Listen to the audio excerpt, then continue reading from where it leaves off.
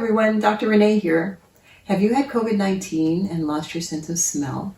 Smelling the life around you is an essential part of being human, right? So losing that aspect of what makes you, you, what brings you joy and triggers memories, like the aromas of your favorite food or flower, or the smell of your little one right after a bath. Losing those things, even temporarily, can become frustrating at first, and then really deeply upsetting if you're a COVID-19 long hauler. And while it may not make you feel any better, knowing that you're not alone in this, researchers are working hard to find answers. So let's listen in as we describe what modern science reveals about this condition and what mind, body, and ancient wisdom tells us that can support our own healing journey towards recovery.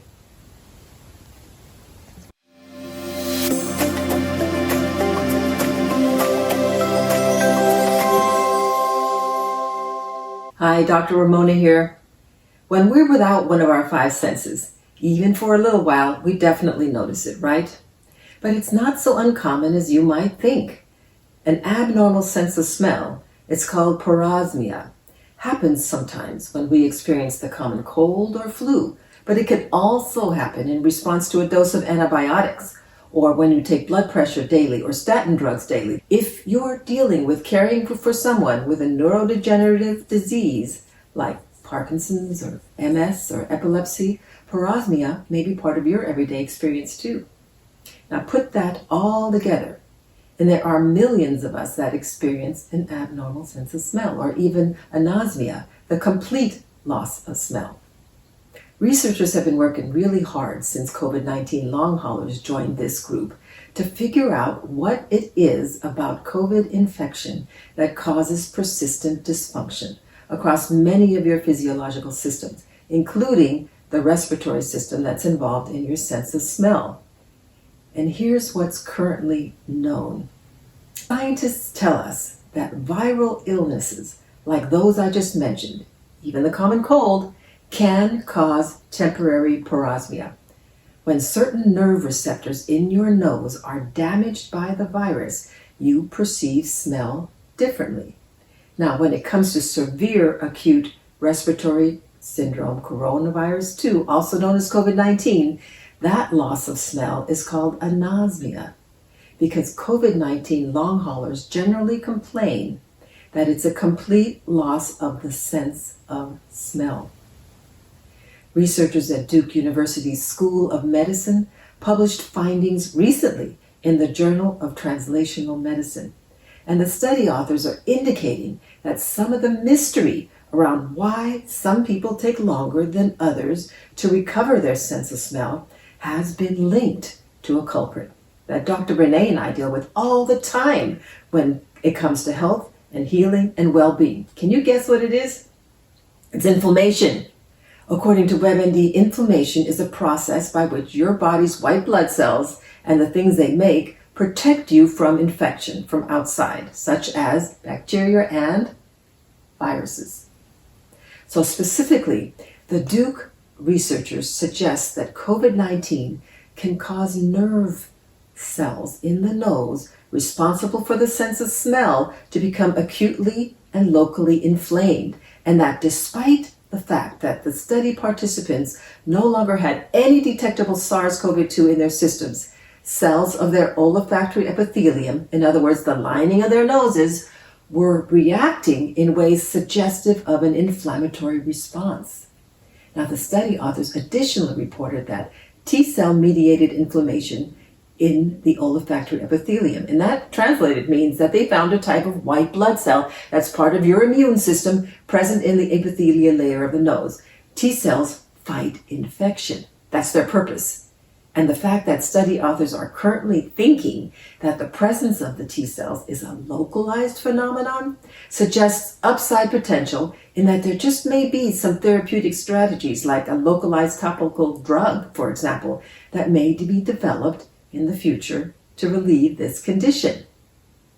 So, while there's no magic pill to take or treatment yet guaranteed to return you to your normal sense of smell, as integrated medicine specialists and frequency medicine specialists, Dr. Renee and I can offer you mind and body strategies that are aligned with our approach that combine modern science with ancient learnings from ancient wisdom.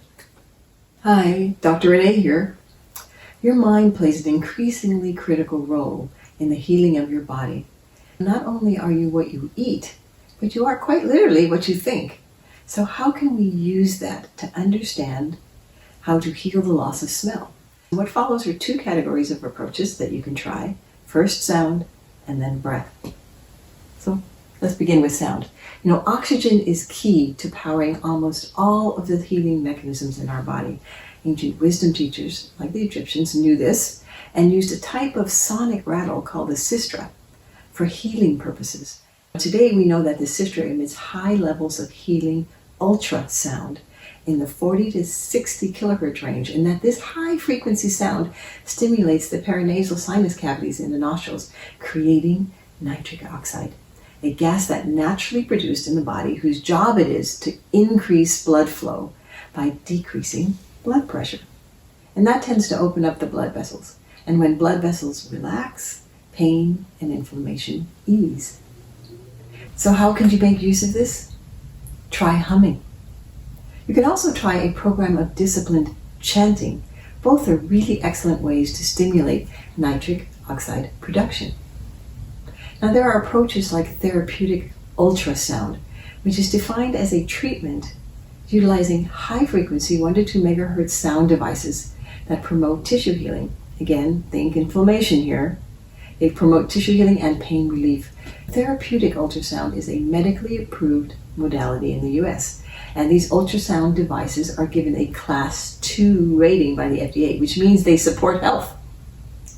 Then there's therapeutic infrasound, which is healing of soft tissues, injuries, broken bones even, utilizing very low frequency sounds, typically in the range of 5 to 20 hertz. Now, low frequency sounds come from devices or from music you listen to, from really good quality headphones.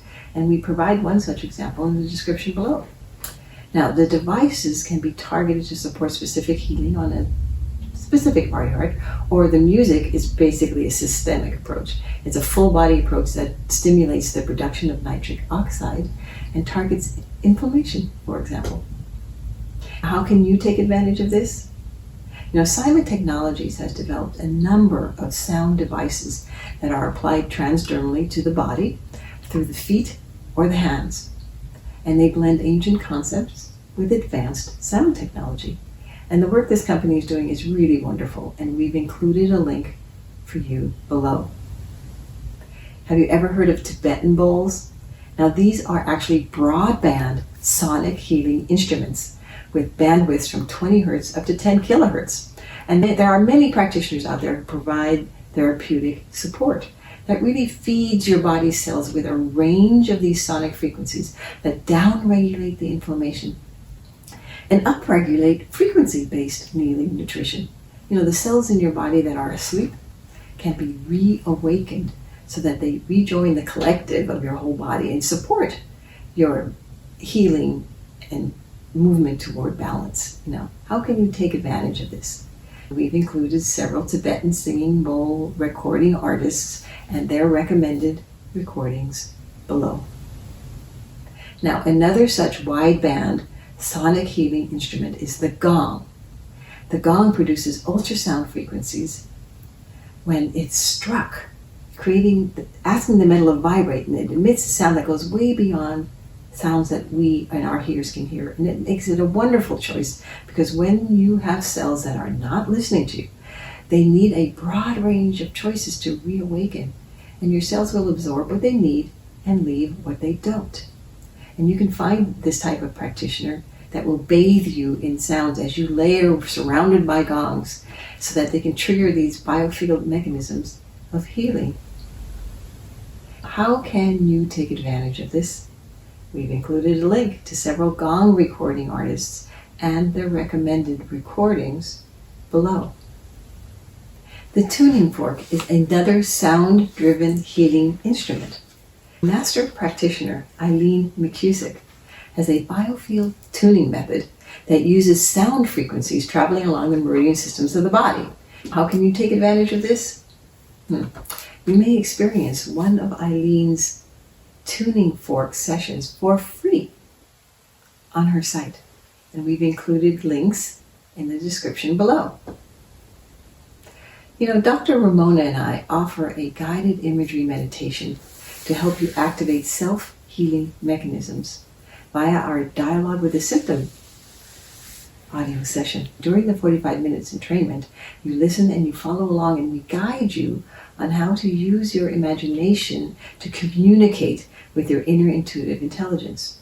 Your body has been sending you messages for a long time, and in this guided meditation, we help you become aware of and interact with these messages in ways that relieve the symptoms and support emotional and physical healing. How can you take advantage of this? Well, you can visit our website, the shop, and take a look for the Dialogue with the Symptom guided imagery meditation. Crystal bowls are also a healing sound instrument. Professor Geraldine Glass, among others, offers sessions on streaming services, so you can download and engage with the music immediately.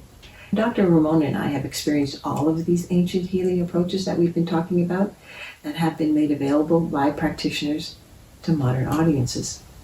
And now, what about breath-focused approaches? Did you know that you can transform how you feel simply by changing up your breathing pattern? Kari Baba Eken, a 17th century Japanese philosopher mystic, wrote, quote, "If you foster a calm spirit, first regulate your breathing, for when that is under control, the heart will be at peace." Everything that Dr. Renee and I have practiced and experienced and taught in our decades of breathwork aligns with this sentiment. Every feeling you experience is reflected in the depth, the length, and the type of breath you take. So when your sense of smell is off, or you can't smell anything at all, you're too often reminded about what you've lost, and the stress of that is an ongoing grief process, and it creates breathing that's angry, which is shallow and fast, fear-filled, which is hitched and held, sad, that's gulped and gasped, and everything in between. And all of that emotion finds expression and entry through the nose. Ancient yogic wisdom suggests that a blocked nose, and one possible translation could be parosima or anosmia, may be an unconscious act of protection, one way for you to allow yourself to step back and away from some vulnerability. You need time and place and space to understand. Now, from our mind-body perspective, smelling is associated with your perceptive and intuitive capacity. And it may be that your unique life situation has conspired within your body to keep you blocked from some intuitive insight that you just can't deal with right now. How do you take advantage of that? Well, ancient wisdom suggests a simple pranayama meditation technique you can do anywhere, anytime, to bring healing energy into your body, mind, and heart. On the inhale, breathe into the physical and emotional pain, and you do this consciously, feeling the pain and the attention release on the outgoing breath. Do it again. Breathe and release, soft and gentle. And this cycle increases oxygen flow, by the way, and reduces inflammation too. There's more. And if this interests you, you're welcome to contact us, and we'll take you through it. Now, olfactory retraining is just another technique you can use simultaneously with breath approaches. Olfactory retraining is a doctor-recommended process of re-educating your nose to smell. And this technique takes advantage of the fact that our brains are neuroplastic. That means we can always learn new things, train ourselves to stop bad habits, and develop new ones. And in this case, it means that we can, through repeated exposure to strong scents in the form of aromatherapy essential oils like citrus or eucalyptus, for example, use our brain's capacity to create new connections, new neuronal connections to re-experience smell. How can you take advantage of that? Well, we've included a link that will jumpstart your research in this area. Next, we have saline irrigations, sometimes called sinus rinses. This process helps with inflammation in the nose. It may also support recovery after COVID-19 infection. There are several brands you can choose from, but the process needs to be disciplined and consistent. Science tells us that sounds like a cat's purr generate infrared light. In our specialization as frequency medicine practitioners, Dr. Renee and I are aware that the trillions of cells that make up our bodies and the bodies of our animal friends communicate cell to cell in this infrared spectrum. So when we sing, or for example, when a cat purrs, it's quite literally communicating directly with its cells in the medium of the cell's own language. Why is it important for us to know that our cells communicate in the low frequency range we call infrared light? And what does it have to do with a cat's purr being capable of contributing to your healing?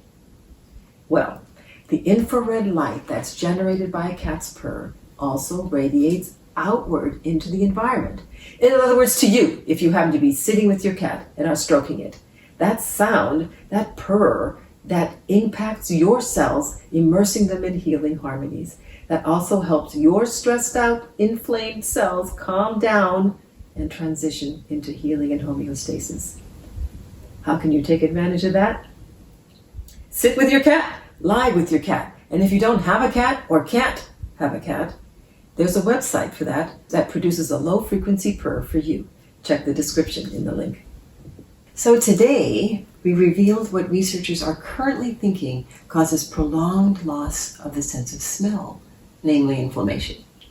And then we presented a number of sound-focused and breath-focused mind-body frequency medicine approaches that offer you the opportunity to take back some of your own control on your healing journey.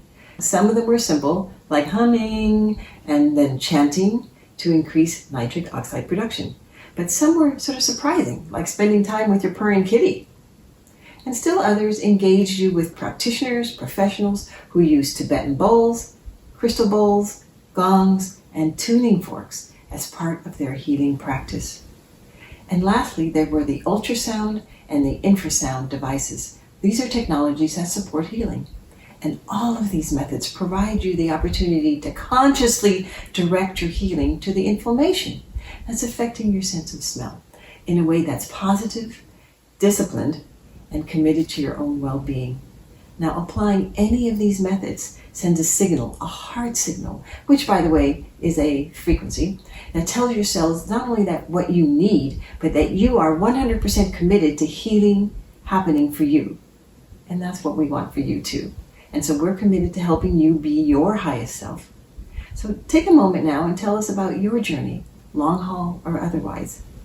Which method intrigues you the most? Thank you so much for joining us for this session on what you need to know and what you can do to regain your lost sense of smell. We'd love to answer any questions you might have so that you can connect with us and check out our website at www.rollihs.com. We've provided a direct link for that in the description below this video.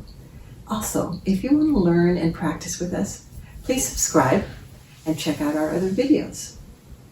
So we're the Roll Twins, and we connect science to ancient wisdom in downloads that offer healing. Peace and love to you and yours.